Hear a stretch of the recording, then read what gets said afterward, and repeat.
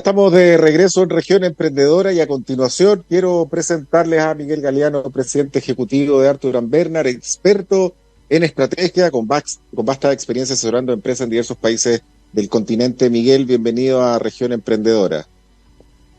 Hola Alejandro, ¿cómo estás? Mucho gusto por verte después de tanto tiempo Así y es. bueno, encantado de estar en este programa que entiendo que es muy exitoso por los comentarios que recibí, así que bueno, muchas gracias por la Gracias. invitación. No, gracias a ti por compartir este espacio con nosotros. Antes de entrar en el tema de estrategia, Miguel, dame una opinión de cuáles son los cambios que percibes se están dando en estos últimos tiempos para los negocios en general. Bueno, generalmente las reuniones de estrategia que hacemos, en uno de los primeros temas que conversamos con los empresarios, con los gerentes, con el directorio, es ponerlo un poquito en contexto donde estamos parados actualmente, ¿no? Si bien todos hemos sido conscientes que a partir de la pandemia se ha producido una transformación tecnológica, ya veníamos conversando antes del 2019 de los cambios tecnológicos, del valor que tenía la tecnología para los negocios. La estrategia no puede estar ajena a eso, porque de alguna manera la estrategia solamente es el puente, es el direccionamiento que vos le vas a dar a tu negocio, y evidentemente el motor que vas a utilizar para ir más rápido en esa dirección y poder llegar mejor a tu objetivo es la tecnología. Y eso ya se venía dando mucho antes de la pandemia, ya venían muchos cambios importantes. Yo recuerdo que hablábamos de las transformaciones que empezaron a partir de 2007, 2008, con la aparición de Airbnb, con Uber, todos estos modelos colaborativos que de alguna manera mostraban que el crecimiento exponencial iba más por el lado de la tecnología que por el lado de los negocios tradicionales, ¿no? Mostraba que una nueva forma de pensar que era desarrollar una idea donde en esa idea lo que hago yo es unir dos partes, alguien que necesita algo con alguien que le puede proveer ese algo, ¿no? Entonces aparecieron un montón de modelos de negocios. Recuerdo que conversábamos de Caben Amala, que es un modelo muy exitoso en Brasil, que consistía básicamente en que vos, si querías traer, por ejemplo, un limonchero de Roma, bueno, esta empresa se encargaba de vincularte con alguien que viajaba a Roma y entonces lo traía en su valija. Entonces te evitabas el costo de traer un limonchero por la vía tradicional, ¿no? Entonces, esas ideas empezaron a crecer exponencialmente aprovechando la tecnología. O el caso de Mayagüez en Bogotá, o Camp in My Garden en Estados Unidos. Bueno, un montón de elementos que empezaron a generar un cambio en la tecnología. Hoy lo que estamos viendo, que yo lo divido en tres fases. La primera fase, lo que eran los nativos digitales, hasta el 2019. La segunda fase que pasamos a partir de la aparición de la pandemia, en donde todos tuvimos que acomodarnos tecnológicamente, todos tuvimos que cambiar hasta culturalmente dentro de nuestra propia organización para acomodarnos a esta nueva forma de actuar y de gestionar, utilizando las plataformas, utilizando las actividades en forma virtual, etcétera. Y hoy estamos pasando lo que yo llamo la tercera fase, que es una fase mucho más compleja, mucho más dinámica, que es el desarrollo masivo de los algoritmos y la aparición de la inteligencia artificial. Hoy muchas de las empresas con las cuales estamos trabajando, ya estamos trabajando con el algoritmo, a pesar de que antes uno pensaba que el algoritmo era solamente para empresas que eran muy complejas. No, el algoritmo es algo bastante sencillo que hoy la tecnología te permite hacerlo, ¿no? Entonces, estos procesos de transformación generaron lo que yo llamo la brecha. Di un par de charlas respecto puntualmente a la brecha. ¿Por qué digo la brecha? Tuve la oportunidad de, hace 2 años, conversar con una empresa española que se llama Eureka Solution, que es una empresa radicada en Madrid, y donde la verdad que quedé impresionado de hasta dónde se puede llegar, ¿no? La aplicación de la tecnología. Esta empresa, dentro de las cosas que hace, desarrolló lo que se llaman los tornillos inteligentes, que lo que hace es una empresa que trabaja para grandes corporaciones petroleras o de gas, en donde unen cañerías, y estos tornillos inteligentes lo que hace, bueno, es unir dos partes de una cañería, pero esos tornillos tienen información en tiempo real del nivel de tensión que tiene cada uno de ellos, y tiene información en tiempo real del nivel de desgaste, o sea que se está monitoreando en tiempo real la posibilidad de una fuga. Es decir, eso le garantiza a cualquier empresa que no va a haber ninguna posibilidad de fuga, porque ese tornillo le va a avisar de forma anticipada si en algún momento se está produciendo un desgranamiento o un agotamiento de la tensión, y automáticamente se lo repone. Entonces, fíjate hasta dónde se puede llegar aplicando la tecnología en los desarrollos de los negocios. Por eso yo llamo la brecha. comparado con lo que todavía seguimos haciendo nosotros, ¿no? Todavía uno sigue viendo empresas con expedientes manuales, con archivos manuales. Entonces, bueno, esas son las grandes transformaciones que se vinieron dando, ¿no? Claro. Y lo último, Ahora, sí, sí. antes de cerrar, también me enfoco mucho, así como hago hincapié en la necesidad de transformar tecnológicamente la empresa, porque hoy está todo dado, hoy la tecnología es muy barata y está muy disponible. También hago mucho hincapié en la necesidad del cambio de modelo de negocio, es decir, yo les muestro, por ejemplo, les muestro una filmina donde les digo, bueno, miren, eso que ven ahí es el año 1917, es lo que después sería IBM, es un organigrama, 1917. Estamos en el 2023 y las empresas se siguen gestionando de la misma manera. Cuando ya hace bastante tiempo se está demostrando claramente que los modelos de negocios que hoy las empresas necesitan son modelos mucho más planos, mucho más ágiles, mucho más horizontales, no tan verticales, y eso les permite ser mucho más rápido, más flexible, dar respuesta mucho más rápida. Y sobre todo, el punto más importante es que las empresas que hoy son líderes en el mundo y que demuestran estos tipos de modelos de negocio son empresas que están mucho más enfocadas en el ser humano. Recuerdo el último libro que sacó Gary Hamel, gurú de la administración de la London Business School, que se llama Humanocracia, digamos, ¿no? Haciendo hincapié en que las empresas tienen que ser mucho más humanas y democráticas, ¿no? Haciendo referencia a más horizontales y mucho más enfocadas al humano, ¿no? Sí. Metiéndonos en este tema, ¿qué es la estrategia y por qué tenemos que pensar estratégicamente y para qué sirve? Claro. Bueno, la estrategia es algo bastante sencillo, porque si yo me sentara hoy y preguntara qué pasaría si Arthur Bernard o qué pasaría si Miguel Galeano desaparece en el mercado se daría cuenta, alguien sentiría nuestra ausencia, quizás a nuestros clientes les costaría o no reemplazarnos. Si la respuesta es afirmativa, es decir, si el mercado no se da cuenta que nosotros desaparecimos, que nadie siente nuestra ausencia y que finalmente terminamos siendo un commodity, o sea, rápidamente, si yo mañana no estoy en el mercado, rápidamente me reemplaza, significa que finalmente no pensamos estratégicamente en nuestro negocio, o sea, finalmente no hicimos algo que nos permita ubicarnos en un punto determinado que la gente sienta que lo que estamos entregando es algo que agrega valor. Entonces ahí comienza el primer punto de la estrategia, donde la estrategia es una elección, en donde esa elección que yo debo hacer de mi negocio es una elección que me conduzca a un lugar en donde yo sé que ese lugar al cual yo estoy llevando todo mi background, todo lo que yo tengo, va a entregar valor. Va a entregar valor a esa persona, a ese cliente que está esperando algo que quizás nadie le está dando soluciones o que quizás nadie lo está prestando de la forma como él quizás quisiera, y yo le estoy dando esa posibilidad de que finalmente con lo que yo hago pueda resolver un problema o finalmente recibe el valor que él estaba esperando. Entonces, básicamente esa es la estrategia. En términos globales, cuando trabajamos estratégicamente, yo siempre digo que tenemos que tener básicamente, aparte de la estrategia, tres elementos que son esenciales para que la estrategia funcione, ¿no? Para que podamos ir en la dirección correcta. Primero tenemos que tener personas y que esas personas estén alineadas con la estrategia. Tenemos que tener una buena ejecución, porque si no hay buena ejecución, la estrategia se queda solamente en un diseño y no en un modelo que funciona.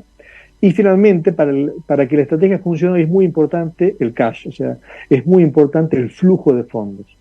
Si yo esos tres elementos los tengo, es decir, tengo personas adecuadas, personas con la camiseta puesta, personas disciplinadas, que tengan pensamiento disciplinado, que eso me lo va a dar la estrategia, que tenga acción disciplinada, eso me va a dar la implementación.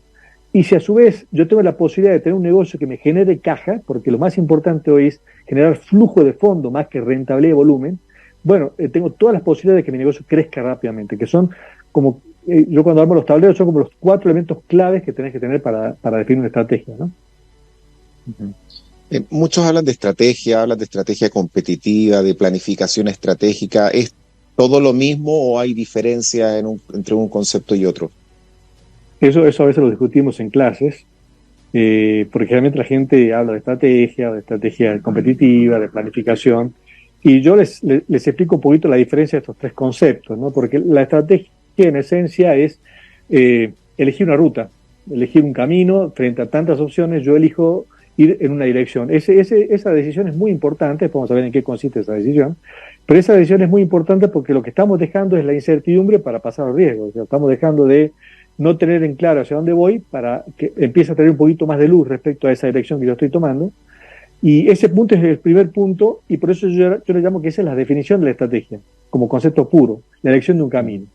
Después vienen los segundos conceptos, que es, bueno, ok, yo ya elegí ese camino, ahora tengo que elegir el modelo de negocio, o sea, el vehículo que yo voy a utilizar para correr esa carrera. Elegí el camino, ¿qué vehículo es el que mejor se adecua para correr esa carrera? Y ahí viene la elección del modelo de negocio. El modelo de negocio es básicamente decir cómo quiero competir, cómo quiero ganar en esa carrera. Ahí juegan un montón de variables que hay que considerarlas para que justamente ese vehículo que va a correr en esa carrera sea el mejor, o sea el más competitivo, o sea el diferente al resto. Y una vez que yo elegí entonces la forma de competir, que es la elección del modelo de negocio, el tercer punto es, bueno, ok, vamos a la planificación entonces. ¿Cómo vamos a hacer? ¿Qué metas nos vamos a colocar? ¿Qué indicadores vamos a utilizar para que finalmente podamos evidenciar que estamos corriendo la carrera que queríamos correr y estamos yendo en la dirección que queríamos que originalmente elegimos, ¿no? Entonces son como tres elementos que se van desencadenando de la estrategia, que es la elección de un camino, hasta el plan operativo, que es ir monitoreando si estamos en esa dirección correcta o no.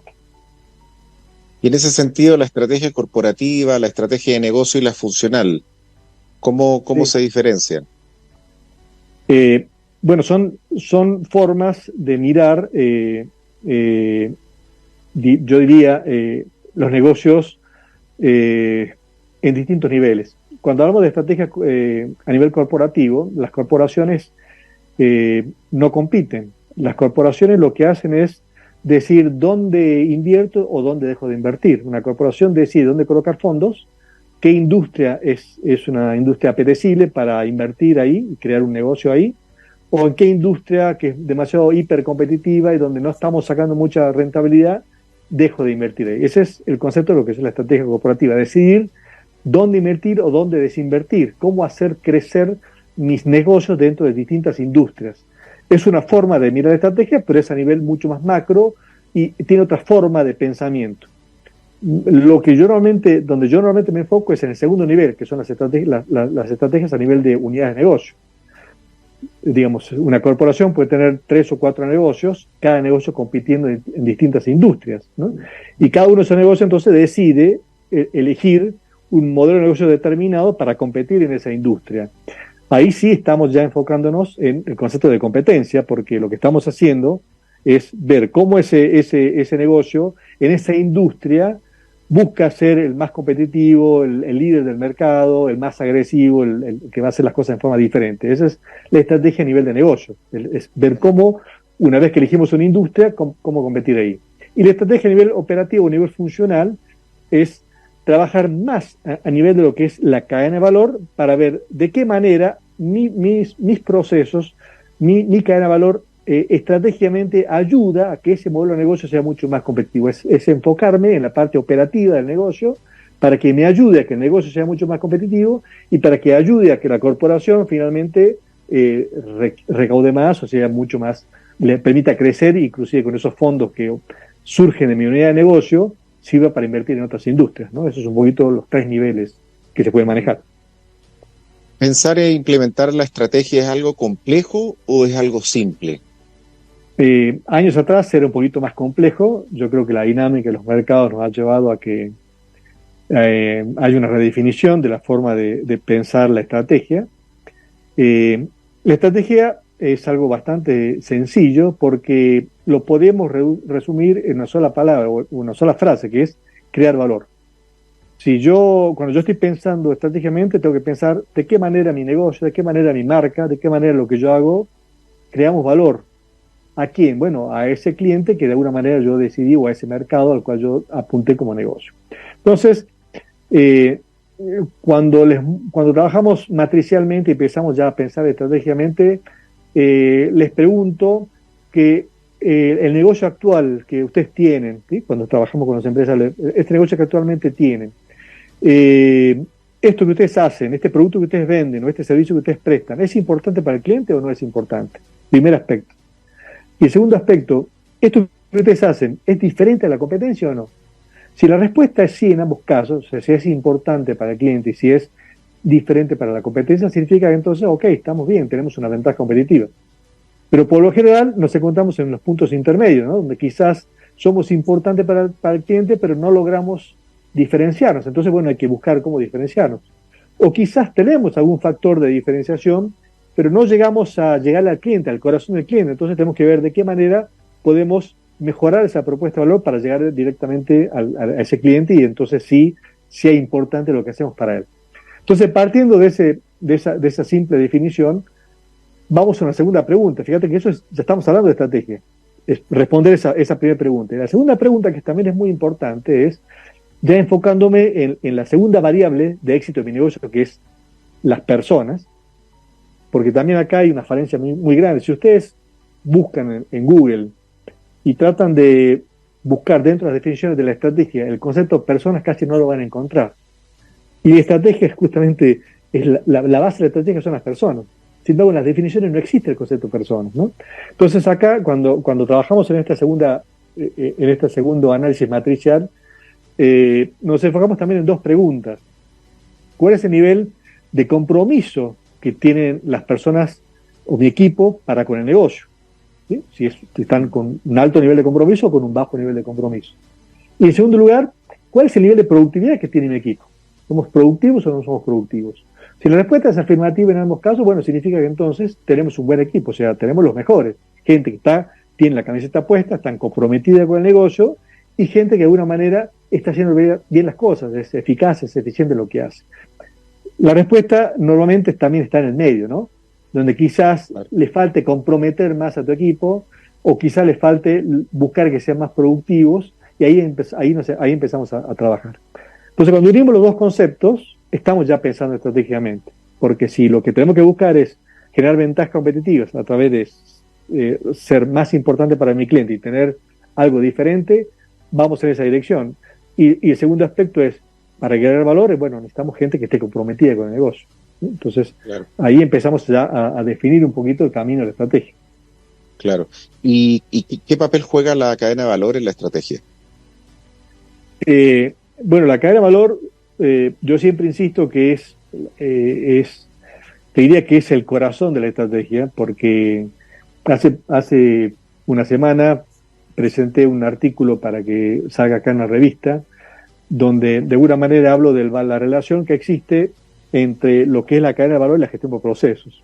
Si nosotros nos remontamos un poquito a la historia, el concepto de la cadena de valor no es un concepto que sea nuevo ni que lo haya definido Michael Porter. Ya en la década del 80, McKinsey fue la primera que empezó a hablar de los conceptos de la cadena de valor.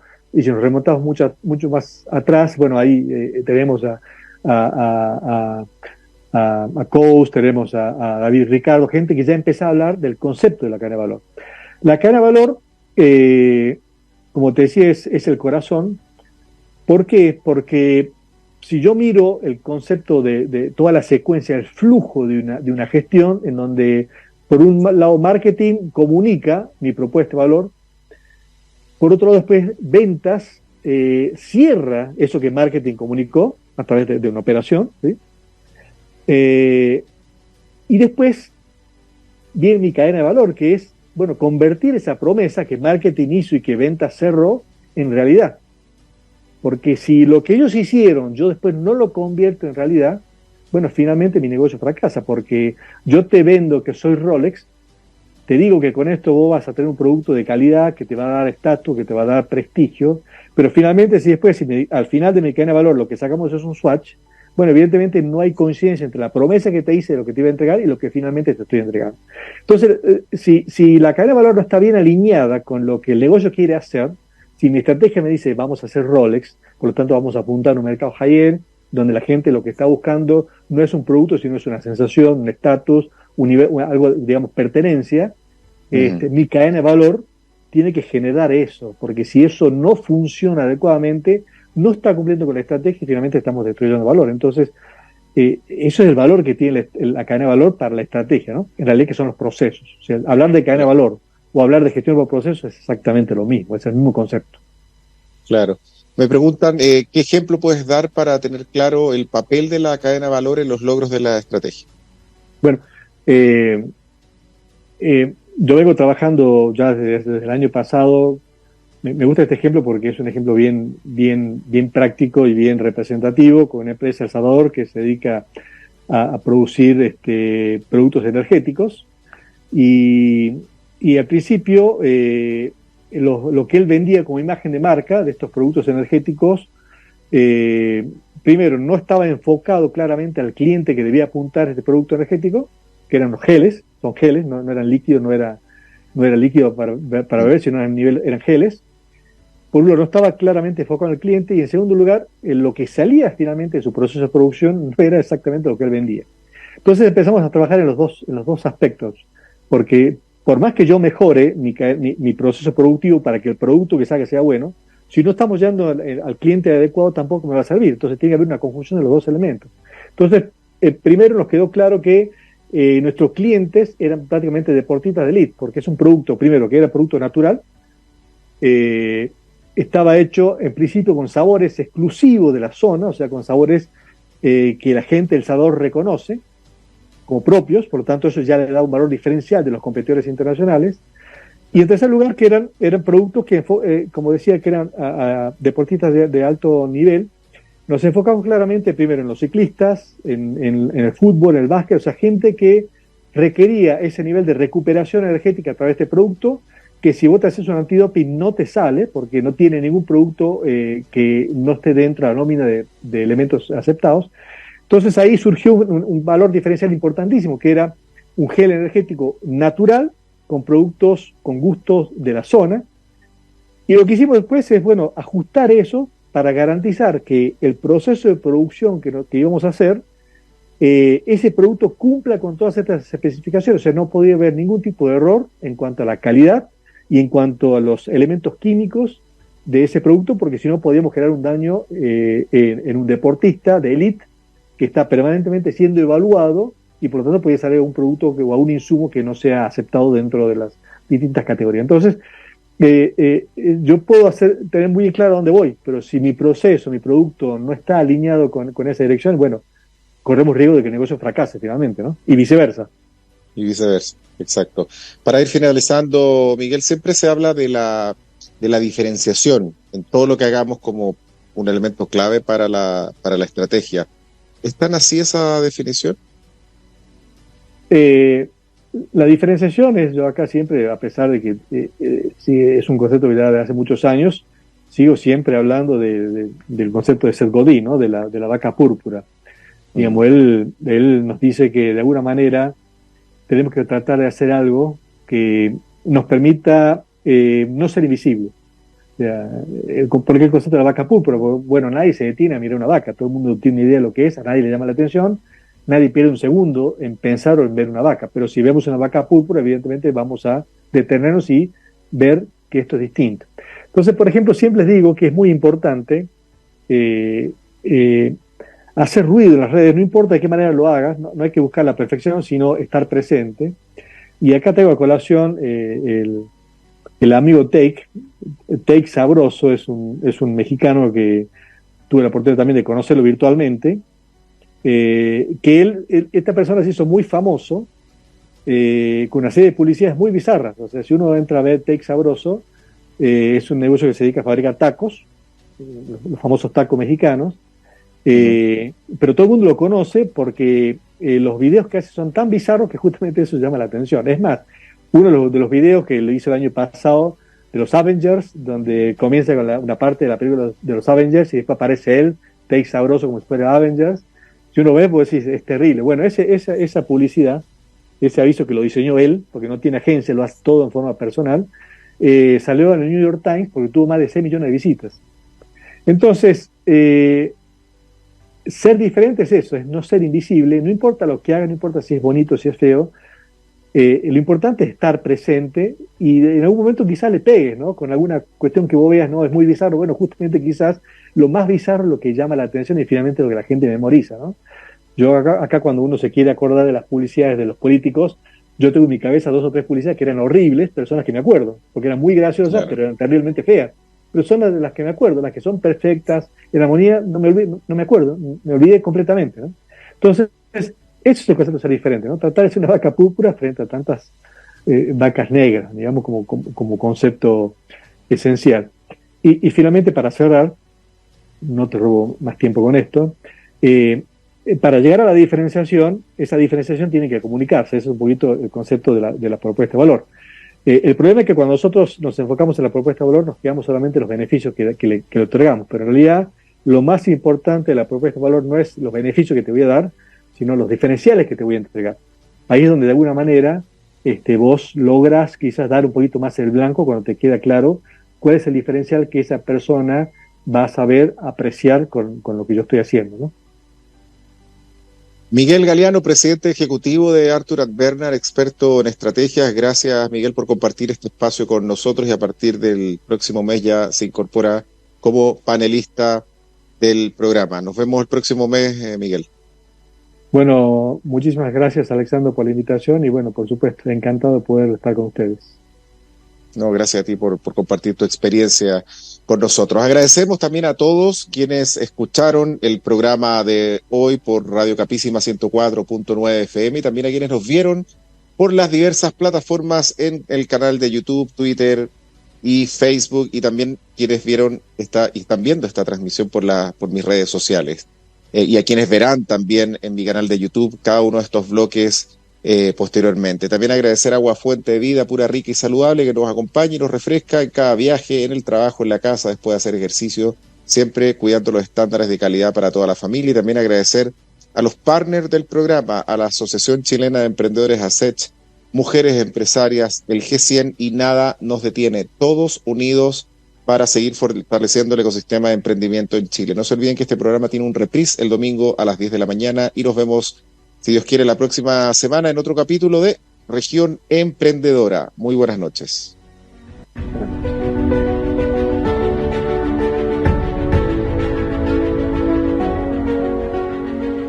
¿Sabías que tu cuerpo necesita tomar a lo menos 2 litros de agua diariamente?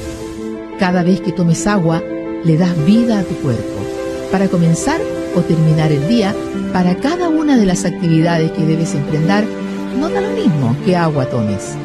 Agua Fuente de Vida logra un proceso que permite alcanzar altos estándares de purificación y pH. Agua Fuente de Vida, rica, pura y saludable.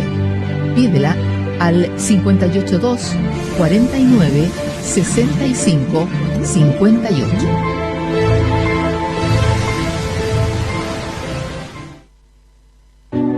Siempre he soñado con que Arica sea una ciudad próspera, una ciudad pujante que brinde oportunidades para todos. Para ese emprendedor o emprendedora que sueña con transformar su idea en realidad. Para ese pequeño o mediano empresario que espera que esa realidad se transforme en una gran empresa. Con una ciudad que se desarrolle y crezca en el comercio, servicios, turismo e industrias. Pero también una ciudad que desarrolla innovaciones, que modifica las reglas del juego y que reinventa la forma de hacer las cosas. Una región empoderada que genera riqueza y crecimiento económico con personas que sientan pasión, entusiasmo y ese espíritu que necesitamos para darnos cuenta que ese camino está en nuestras manos. Soy Alexandro Bravo Bonino y te invito a compartir este espacio de aprendizaje en Región Emprendedora.